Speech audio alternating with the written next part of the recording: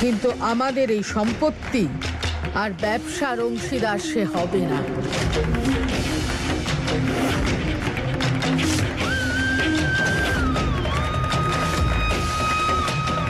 কিন্তু মা ঠাকুরুন আপনি মা ঠাকুরুন, আপনার ন্যায় বিচারের ওপর আমাদের সবার ভরসা ছিল, আর আজ আপনি সেই ভরসা ভাঙতে দেননি। এই কারণের জন্যই আজও আপনাদের এই পরিবারের ওপর আমাদের মনের সম্পূর্ণ শ্রদ্ধা রয়েছে, আর সেই শ্রদ্ধা আজ আরো বেড়ে গেল। আপন হোক বা পর, আপনি সবসময় ন্যায় বিচার করেছেন। মা ঠাকুরন, আপনি সত্যি আমাদের কাছে পরম শ্রদ্ধেয়। মা ঠাকুরনের জয়, মা ঠাকুরনের জয়, মা ঠাকুরনের জয়, মা ঠাকুরনের জয়, মা ঠাকুরনের জয়, মা ঠাকুরনের জয়, মা ঠাকুরনের জয়, মা ঠাকুরনের জয়, মা ঠাকুরনের জয়, মা ঠাকুরনের জয়, মা ঠাকুরনের জয়, মা ঠাকুরনের। অজয় বাবাকে বার করাটা তো আগে মুশকিল ছিল, এখন তো দেখছি সবটা অসম্ভব হয়ে যাচ্ছে। অজয় বাবাকে বাইরে বার করার জন্য হয় ওনার পায়ে ধরতে হবে, আর না হলে ওনাকে শেষ করে দিতে হবে।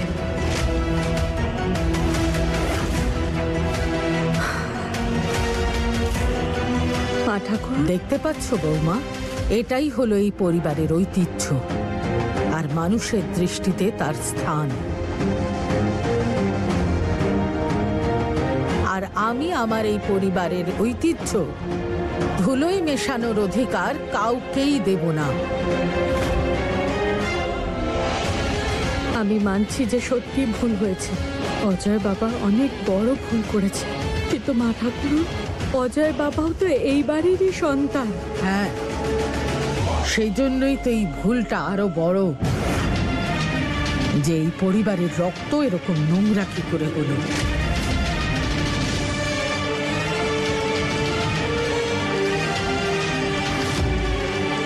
অজয় দাদু ভাই যেটা করেছে সেটা শুধু ওরই নয়, সেটা ওর পাশাপাশি তোমার সংস্কারেরও হার।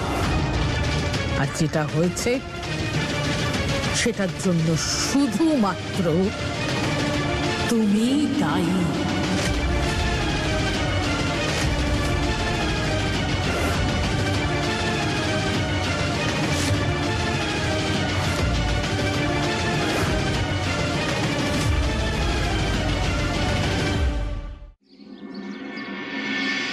ওই নাম্বারটার কোনো খোঁজ পেলে?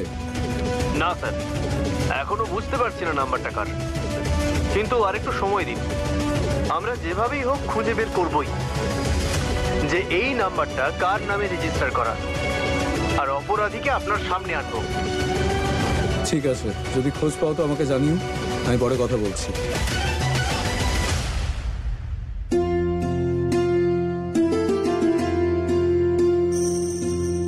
ফুল, আমি হেল্প করি? ফুল,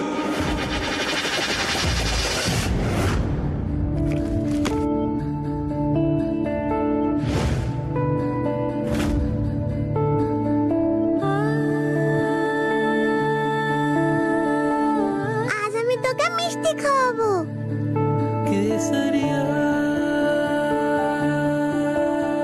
কাকু আর কাকিমনে লাইট কেন পড়েছে? এটা তো দেওয়ালে লাগানো হয়, তাই না? এগুলো তো জ্বলছেও না।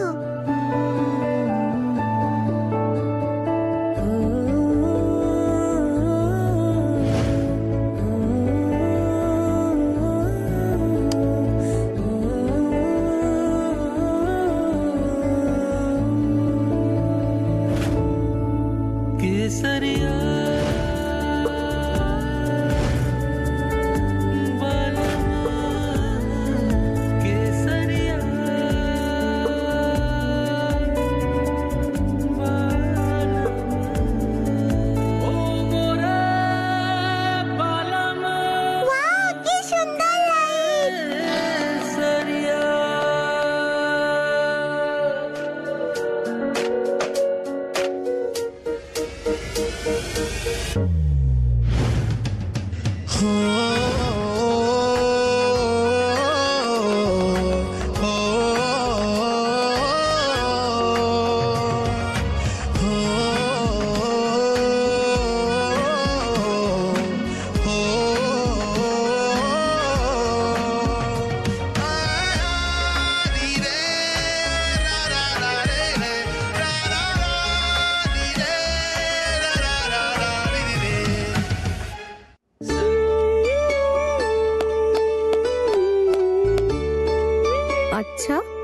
এদিকে এসো।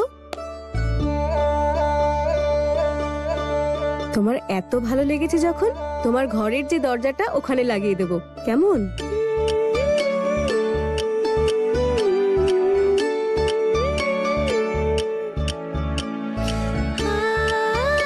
কি হলো, তুমি পুরনো লাইটগুলো দিয়ে কি করবে? নতুন কিনে নিতে। এখনো তুমি পুরোপুরি সুস্থ হয়ে ওঠোনি আর তুমি এই কাজ করতে চলেছো। আমাকে ডাকতে পারতে।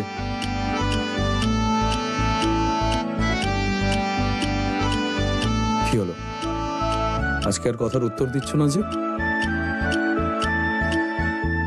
না, আমার আপনার সাহায্যের প্রয়োজন নেই। প্রত্যেকবার আপনাকে ডাকলেই আপনাকে আমি নাও পেতে পারি। তুমি প্রথম কোনো মানুষ যে ভাবে যে আমি কোনো কাজের নই। তুমি যদি আমাকে ডাকো আর আমি আসবো না? না না, আমি জানি যে আমি না ডাকলেও আপনি আমায় সাহায্য করার জন্য থাকবেন সব সময়। কিন্তু আমাদের মধ্যে তো সেটাই কথা হয়েছিল যে আমি অর্ডারটা শেষ হওয়া অবধি এখানে থাকবো, আর তারপর আমি আমার মামার বাড়িতে চলে যাব। আর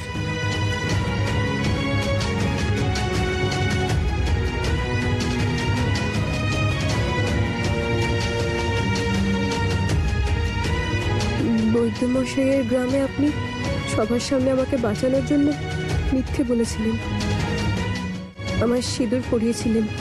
কিন্তু এই মিথ্যেটা আমি নিজেকে আর পরিবারের লোকদের তো বলতে পারি না, তাই না? না জানি কত সব স্বপ্ন সাজিয়ে রেখেছেন আমাদের জন্য। ওনাদের মন ভাঙাটা ঠিক হবে না। ওনাদের এই সত্যিটা জানানো উচিত যে আমাদের মাঝে একটা চুক্তি হয়েছে মাত্র, যে আমি অর্ডারটা শেষ হওয়া অবধি এখানে থাকবো, আর সেটা হয়ে গেছে। তাই আমাকে যেতে হবে। আমি ওকে এখান থেকে নিয়ে যেতে আর ও যে কাজটা করেছে তার বদলে এই 1 লাখের চেকটা এনেছি। শোভনবাবু, আপনার এই হাতের অবস্থায় এই কাজগুলো করা ঠিক হবে না। যদি এখানে আরেকটু ব্যথা লাগে তাহলে আরো বিপদ হবে।